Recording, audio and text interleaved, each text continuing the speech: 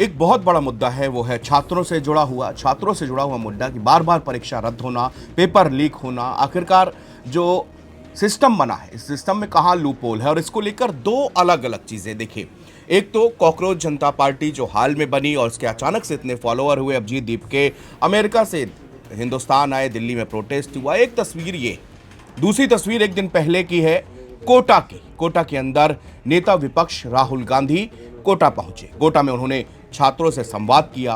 राहुल गांधी का मोटिव था कि एजुकेशन सिस्टम में करप्शन और खामियां, बार बार परीक्षा का रद्द होना, पेपर लीक हो जाना, छात्रों की समस्याओं के बारे में खुद राहुल गांधी ने छात्रों से ही बात करनी चाहिए। अच्छी पहल है। कोटा में राहुल गांधी की इस रैली के बारे में हर तरफ चर्चा हो रही है। बच्चे भी काफी एक्साइटेड थे। राहुल गांधी की रैली में एंट्री ऐसे हुई जैसे किसी पॉप सिंगर की होती है, यानी कि कुछ बदला बदला सा माहौल था। राजनीतिक कहीं से भी नहीं लग रहा था।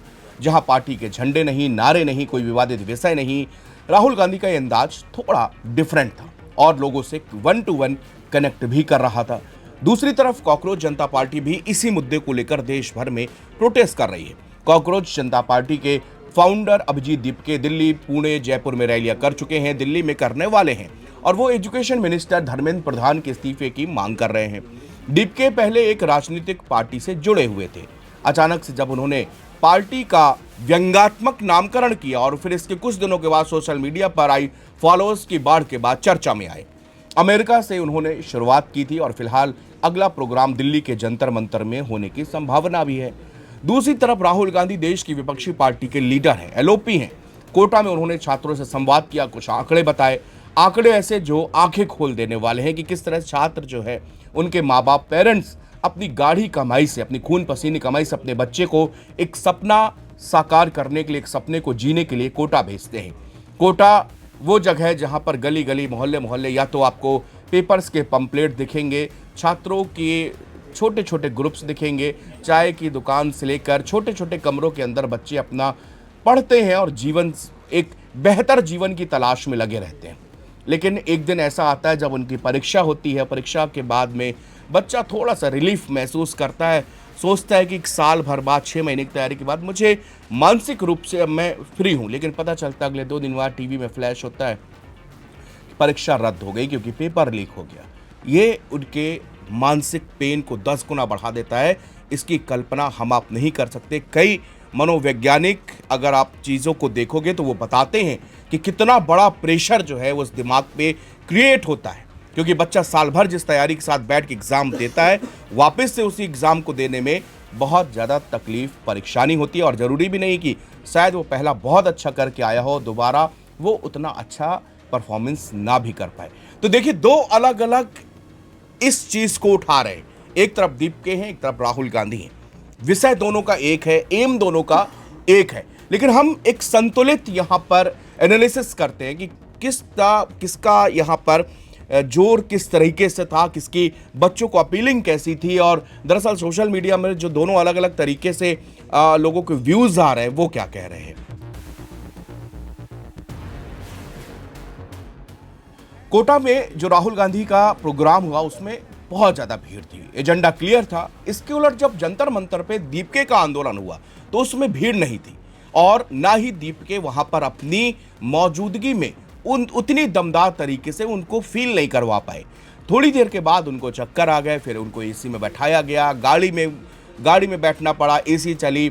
दूसरी तरफ राहुल गांधी ने कोटा में उस रैली में भीड़ थी, एनर्जी थी, वास्तव में छात्र थे, मुद्दे थे, और सबसे जरूरी सवाल जवाब का एक प्रॉपर तरीके से एक सेशन था। किसी भी हंसते खेलते एक डेमोक्रेसी के लिए एक मजबूत विपक्ष का होना सबसे ज्यादा आवश्यक है। मगर बदकिस्मती से कांग्रेस अपनी ये जिम्मेदारी निभाने में असफल रही। राहुल गांधी भी नेता विपक्ष की जिम्मेदारी पूरी शिद्दत से नहीं निभा पाए, क्योंकि छात्रों का ये मुद्दा कभी भी छोटा मुद्दा इसको कह के टाला नहीं जा सकता। विपक्ष की पूरी जिम्मेदारी है कि अगर सरकार कहीं पर गलत कर रही है, कहीं फेल हो रही है, तो इसका जवाब दिया जाए। राहुल गांधी ने जब भारत जोड़ो यात्रा का पार्ट 1 शुरू किया था तो देश के अंदर लोगों को महसूस हुआ कि राहुल गांधी अब मैच्योर पॉलिटिक्स की तरफ रुख कर रहे हैं। लेकिन राहुल गांधी की यात्रा के दौरान ही कई जगह कांग्रेस नेताओं के अंदर गुटबाजी चल रही थी। इसके बावजूद उस यात्रा ने राहुल गांधी की छवि में एक सुधार किया था। इसके बाद कोटा में जिस तरह से राहुल गांधी की एंट्री हुई, उनका संबोधन हुआ, इसके बाद एक बार फिर महसूस हुआ कि हाँ, देश में एक विपक्ष है जो जरूरी मुद्दों को न केवल सदन में बल्कि सड़क तक उठाने की जिम्मेदारी भी रखता है। मगर कई बार विपक्ष इस लड़ाई में हमेशा पीछे रह जाता है। नीट परीक्षा में पेपर लीक और फिर परीक्षा रद्द होना कोई साधारण घटना नहीं है। इससे एक स्टूडेंट के मस्तिष्क पर क्या प्रभाव पड़ता है उसके सिवा कोई और नहीं जान सकता। मगर करप्ट सिस्टम में ये सब होता है, नीचे से लेकर ऊपर तक तार जुड़े हैं और इसकी मार स्टूडेंट खाते हैं। अभिजीत दीपके का अचानक से लॉन्च होना, मिलियंस फॉलोअर होना, ठीक से ये पचा नहीं। इसमें लगा कि कहीं ऐसी तो नहीं क्योंकि विदेशी प्लानिंग हो, क्योंकि दरअसल विश्व के कई देशों में, और विश्व के कई देशों में क्या कहें, भारत के पड़ोसी देशों में 1 साल के अंदर 2 साल के अंदर कुछ ऐसी चीजें हमने देखी हैं कि विरोध प्रदर्शनकारियों ने प्रदर्शन के नाम पर क्या हुआ ये सब देखा। चाहे वो श्रीलंका हो, चाहे वो बांग्लादेश हो, चाहे वो नेपाल हो। ये दिखाता है कि किस तरह से एक प्रोपोगंडा भी चलाया जाता है। आज का युवा पारंपरिक राजनीति दलों के भरोसे बैठने के मूड पे नहीं है। जब उनको लगता है कि मुख्यधारा की राजनीति उनके मुद्दों को ठीक से नहीं उठा रही, तो वो अपना खुद का मंच तैयार करते हैं, भले ही उसका नाम कॉकरोच जनता पार्टी क्यों ना हो। शायद इसी बदलते मिजाज को भांपते हुए राहुल गांधी ने भी अपनी कोटा रैली की रूपरेखा बदली। भारी भीड़ के बावजूद चुनावी स्लोगन से दूरी बनाए रखना, छात्रों की व्यक्तिगत कहानियों को सुनना, यह साबित करता है कि अब युवाओं को लुभाने के लिए केवल भाषण काफी नहीं होते, उनको उनके दर्द से सीधे जुड़ना होता है। राहुल गांधी ने जिस तरह से सिस्टम के सिलेक्शन नहीं रिजेक्शन का जरिया बताया, वो छात्रों की वास्तविक मानसिक स्थिति को छूता है। अभिजीत दीपके और राहुल गांधी ये दोनों आंदोलन भले ही अलग अलग पटरियों पर चल रहे हैं, लेकिन इनकी मंजिल एक ही है, देश के युवाओं को न्याय दिलाना। अभिजीत दीपके जहां सिस्टम को अपनी अनौपचारिक शैली से झकझोर रहे हैं, वहीं राहुल गांधी उसे एक गंभीर राजनीति और नीतिगत मुद्दा बना रहे हैं। कोटा की रैली और सीजीपी के प्रदर्शन में इस बात का साफ संकेत है कि आने वाले वक्त में देश की राजनीति का केंद्र बिंदु धर्म या जाति नहीं, बल्कि छात्रों के अधिकार, रोजगार और पेपर लीक से मुक्ति ऐसे मुद्दे बनेंगे।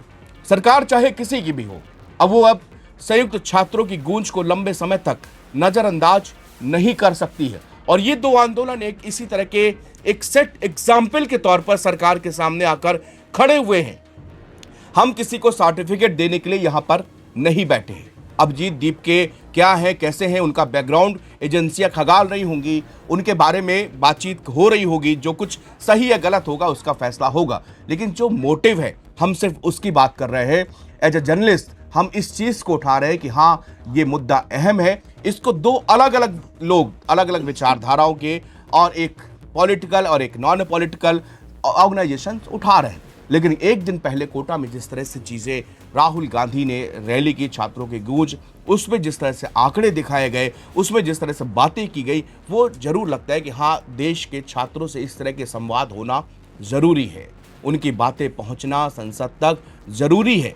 आखिरकार प्रधानमंत्री नरेंद्र मोदी अक्सर हमेशा सुनाई देते हैं कि हमारा देश सबसे युवा देश है, हमको फक्र है कि हमारे देश में सबसे बड़ी युवा पॉपुलेशन है।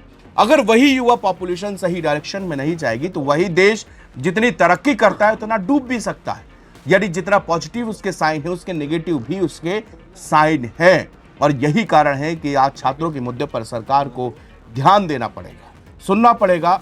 और अब दो आंदोलन इसके राह पर चल पड़े, निकल पड़े हैं। उद्देश्य एक ही है कि बस शिक्षा और उन स्टूडेंट्स जो बेचारे बहुत मेहनत करके अपनी खून पसीने कमाई लगा के ये एजुकेशन हासिल करते हैं, उनको कम से कम न्याय मिले। और मुझे नहीं लगता कि इस न्याय के लिए उनको सड़क या संसद इस तरह की चीजें करनी पड़े। इसके पहले भी सरकार अपने स्तर पर नैतिक जिम्मेदारी को निभाते हुए ऐसे स्टेप ले जिससे आगे चलकर कभी ऐसी चीजें ना हो। शुक्रिया।